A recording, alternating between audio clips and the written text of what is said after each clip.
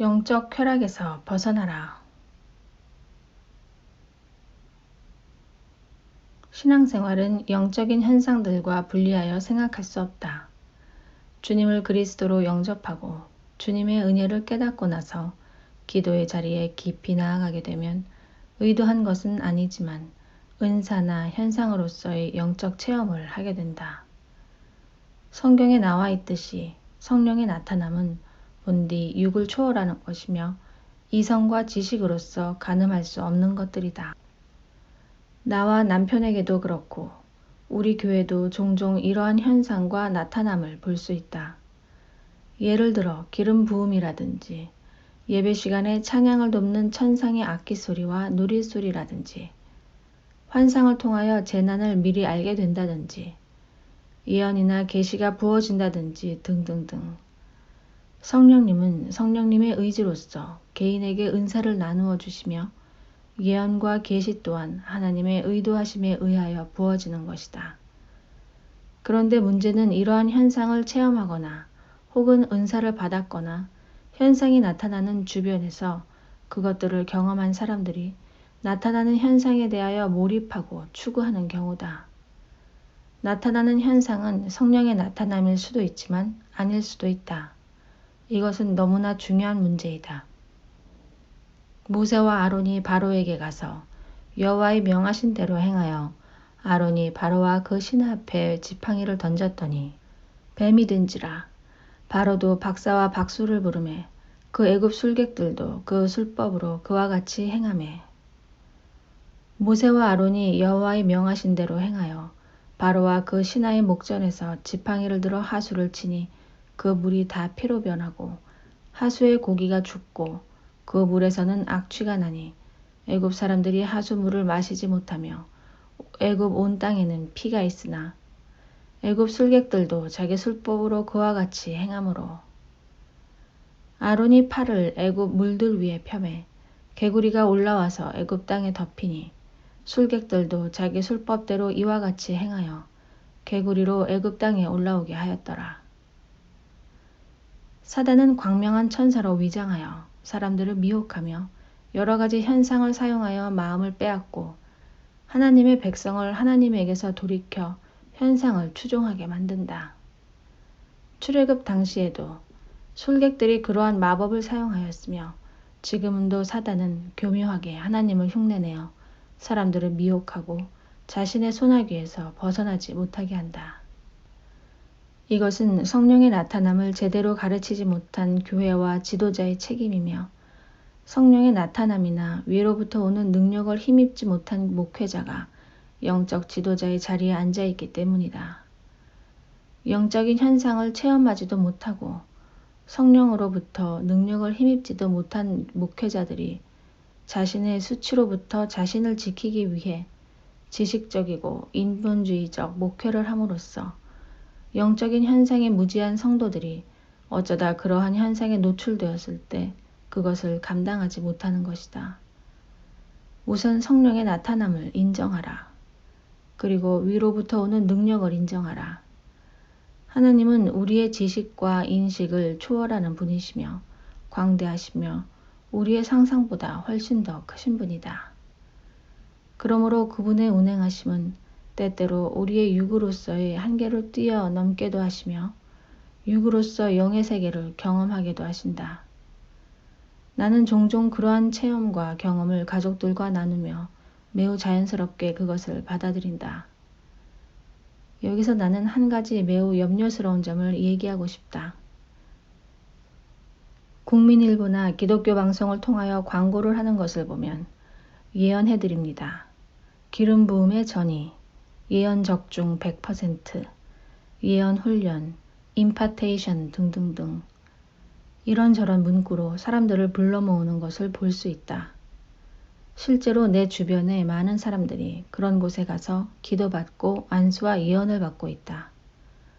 어떤 곳은 헌금 봉투에 헌금을 넣어서 강단에 올리면 그것을 들고 그 사람에 대한 예언을 해준다고 한다.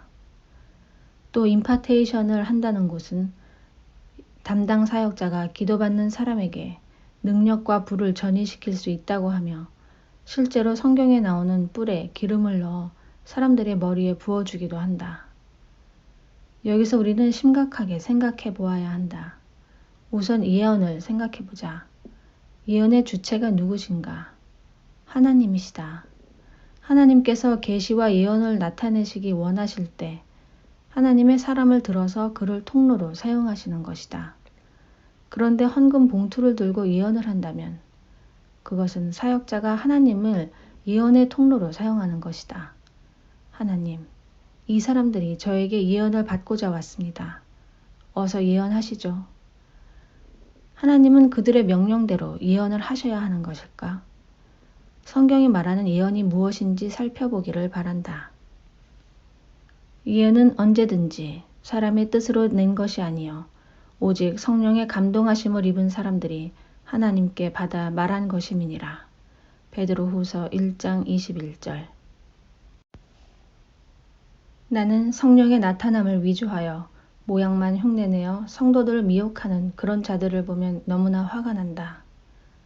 또한 그런 자들에게 예언을 받겠다고 안수받겠다고 머리를 조아리는 성도들이 너무나 안쓰럽다.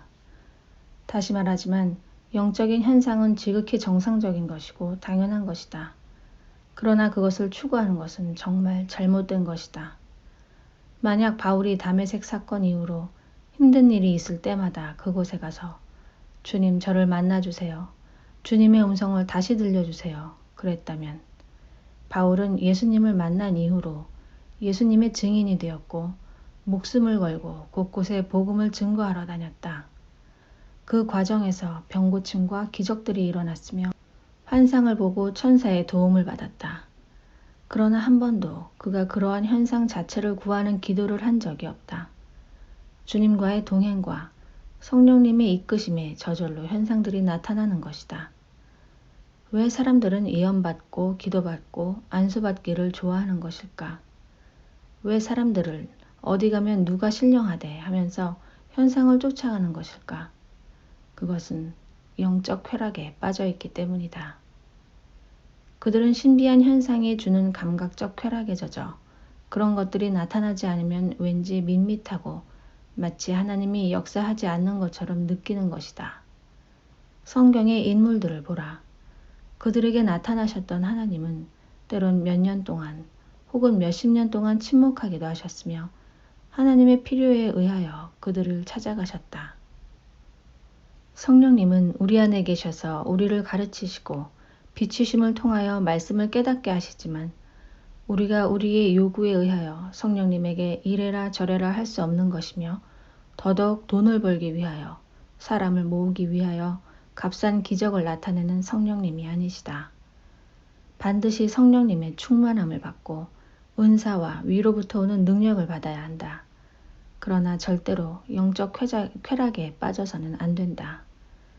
영적 쾌락에 빠져드는 순간 당신 앞에 보여지는 모든 현상들이 사단의 유희가 될 것이며 당신은 악한 영의 꼭두각시가 될 것이다. 영적 쾌락에서 벗어나는 길은 내가 주도하려는 마음을 버리는 것이다. 보여주세요. 들려주세요. 나타내주세요. 등등 이러한 기도를 중지해야 한다. 어떠한 영적 현상이 나타나지 않더라도 전적으로 하나님을 신뢰하고 그 신뢰 가운데 깊이 나아가라. 그저 하나님의 뜻과 요구하심이 무엇인지 구하고 내 안에 좌정하신 주님을 느끼도록 하라. 어떤 현상이 나타나든지 그것은 내 소관이 아니다. 하나님의 영역이므로 하나님이 나타내실 때 그냥 받으면 된다. 내가 해야 할 일은 내 안에 주님과 깊이 사귀는 것이며 그분의 신부로서 그분과 사랑에 깊이 빠지는 것이다. 마지막 때 사단은 두루다니며 삼킬 자를 찾고 있다.